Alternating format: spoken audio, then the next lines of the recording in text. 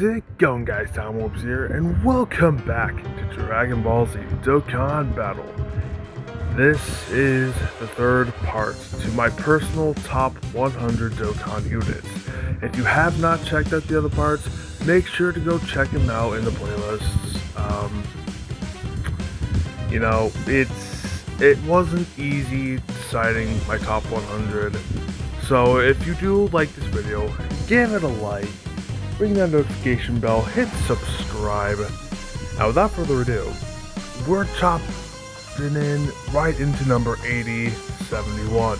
Now at number 80, we got in the Super Saiyan 2 Bardock.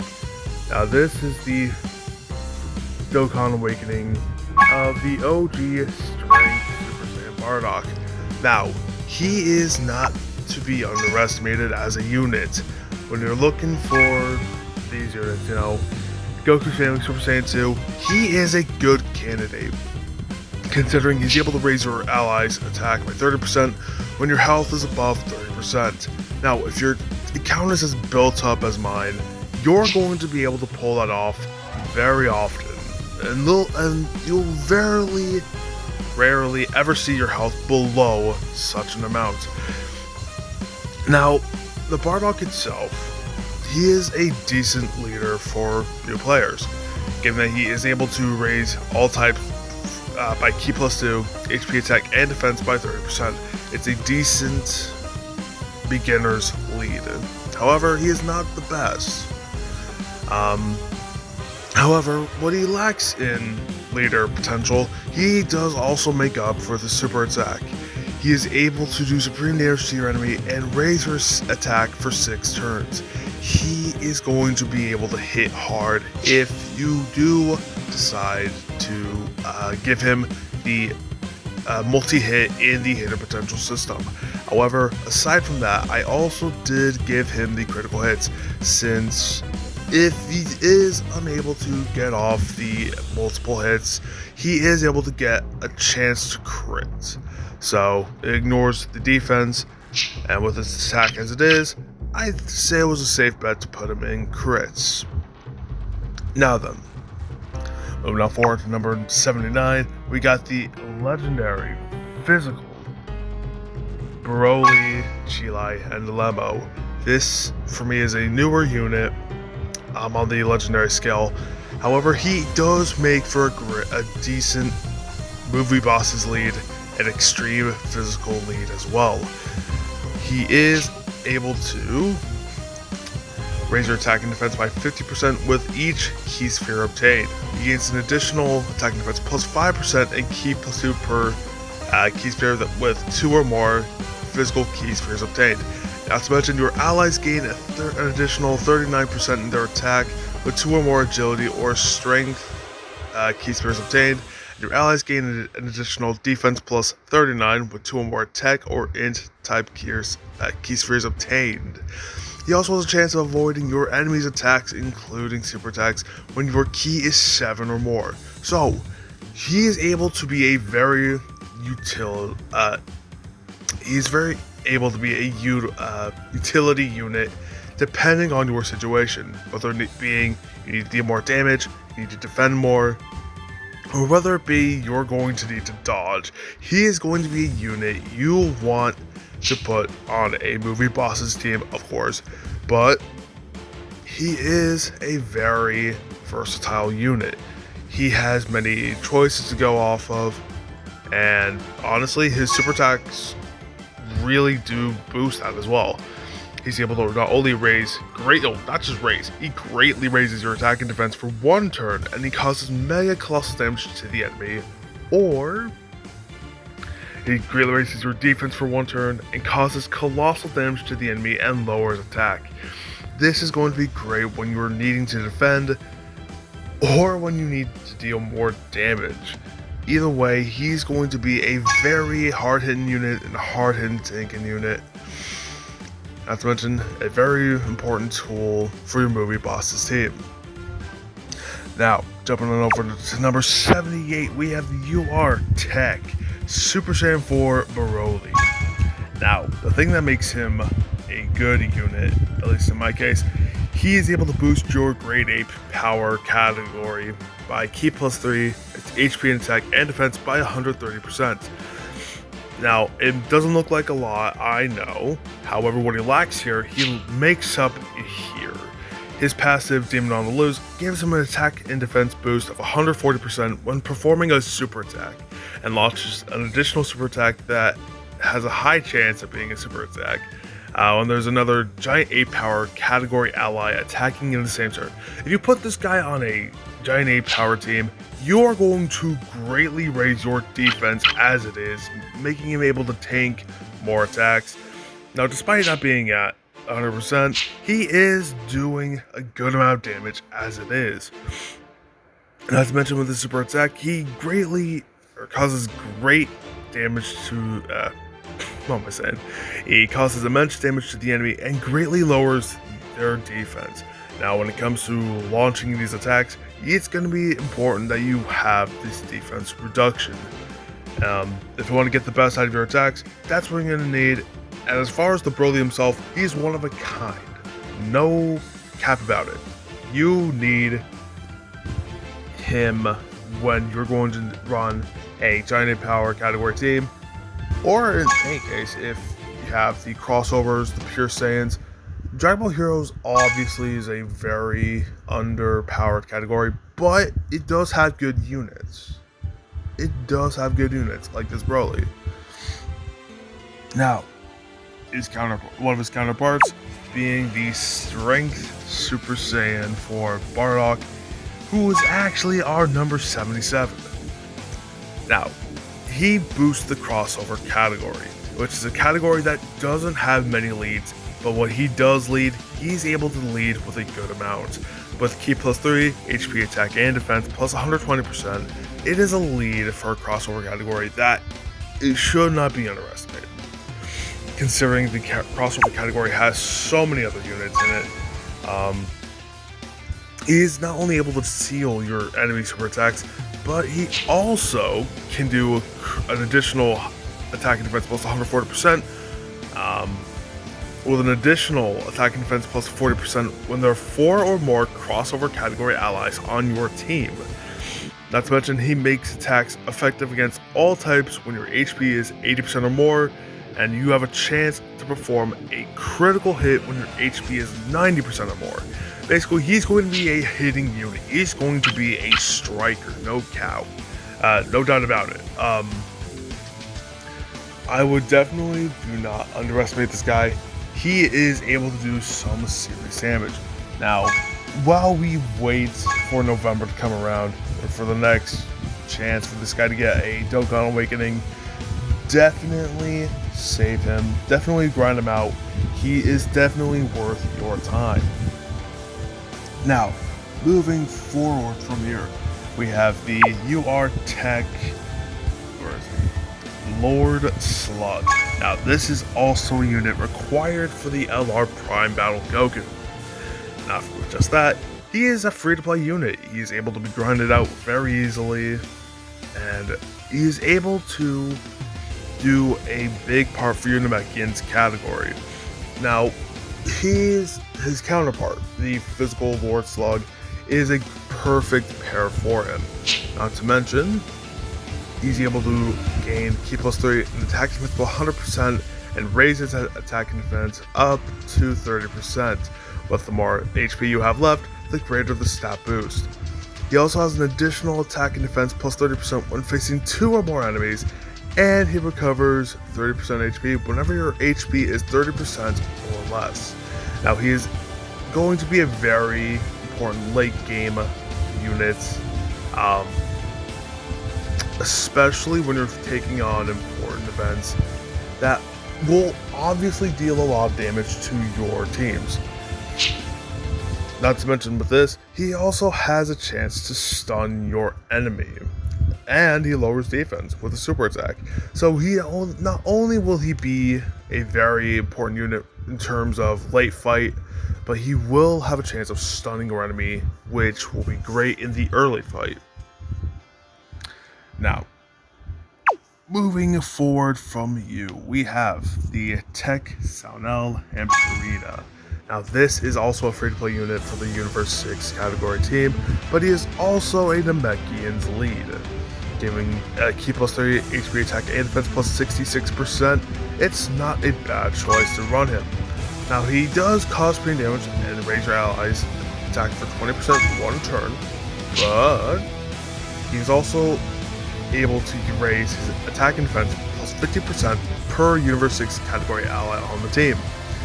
Now, if you're running a Universe 6 team, he's going to be a very, very powerful unit.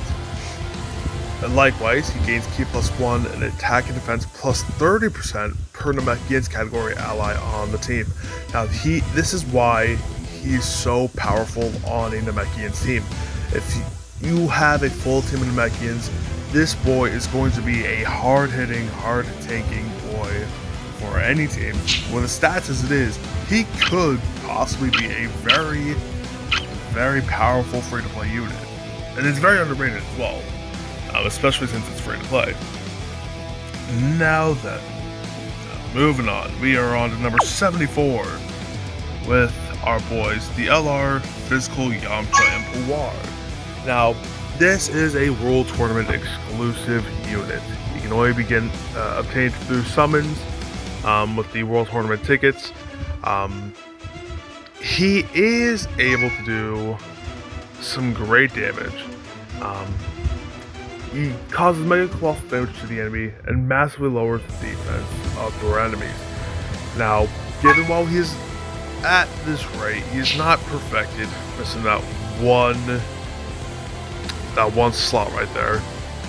He does have this little downside to him. He gains attack and defense plus 20,000 by performing a super attack, and an additional attack and defense plus 10,000 by performing an ultra super attack. However, the character will be stunned if there is a Pepe Gals category enemy. Considering his character at the point of this card, it makes sense. However, running this card against a Pepe Girls category event is going to be his major flaw. So, if you don't want to use this boy at all, run him on a Pepe Gals event. Otherwise, just keep him off. Keep him off the Pepe Gals enemies. Other than that, you'll be fine using him on an Earthlings team or a Dragon Ball Saga team. He is a very okay unit. He's an okay unit. Now moving on to number 73, we have the LR ADL Tien and Chaozu. Now similarly to the Yamcha, he is a World Tournament exclusive. However, he is able to raise all of your types by attack and defense plus 100% at the LR phase. However, he is able to stun your enemy and does colossal damage to your enemy with a double load on Ray. And with a Strike of Bond, you do have a chance to stun the enemy, but you also deal mega colossal damage. Now, Tien and Chaozu are a pair that are very underestimated, definitely underrated, because throughout their travels, throughout the entire Dragon Ball Saga, this pair has been consistent, showing up within the Saiyan Saga, and even in times of the Cell Saga. These two have been a crucial duo in the Dragon Ball universe. Now, the passive alone, they give an attack plus 10,000 when their ki is 8 or more. They gain a defense of 10,000 when their ki is 11 or more. They gain additional attack and defense plus 10,000 when their ki is 14 or more. Now, considering that they don't pair well with most of the other units, they do have some pairings within the Earthlings categories. Now, the Earthlings category is limited, but it is not. It's a hit or miss on the units, because just showing you the Earthlings category itself. Well, there are 48 of them. There are some of these that are yet again underranked with the SR and SSR, but when we look into the uppers, we have 31 units, and plus there are better units to use other than the Tien and Chariots. However, that does not demoralize their value whatsoever. Comparing the two, the Yamcha and the Pawar to the Tien, I feel like, despite having the bonuses in the leader skill, I feel like the stunning and their capability, the characters themselves, I feel are more compelling. Now then, we're moving on to number 72, which is the LRAGL Spirit Bomb Goku.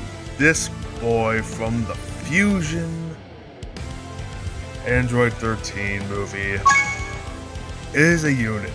Let me just say, he causes mega colossal damage to your enemy and lowers attack and defense, and he seals super attacks, making him a very broken boy. Not to mention, he gains an attack and defense plus 59%, and he randomly changes a certain type of rainbow key spheres, a certain type of key to rainbow key spheres. He gains an additional key plus 2 per rainbow key sphere obtained, and an attack and defense plus 7% per key sphere obtained. He gains an additional attack plus 7% per Super Saiyan's category ally, self-excluded, attacking in the same turn. In a Super Saiyan's category team, he is a vital unit, given the other literal, Super Saiyan Goku's here. Literally, every Super Saiyan Goku here. Look at this. Like, you take your choice. make your choice. But otherwise, he is a very well-rounded unit and a very, very heavy-hitting unit. Definitely worth the grind. Now, to end off this video, we have the UR Physical Super Saiyan 2 Kefla. This girl right here. Now, she is the one who came around during the Tournament of Power arc. Now, she is a Patara lead, which is a good category.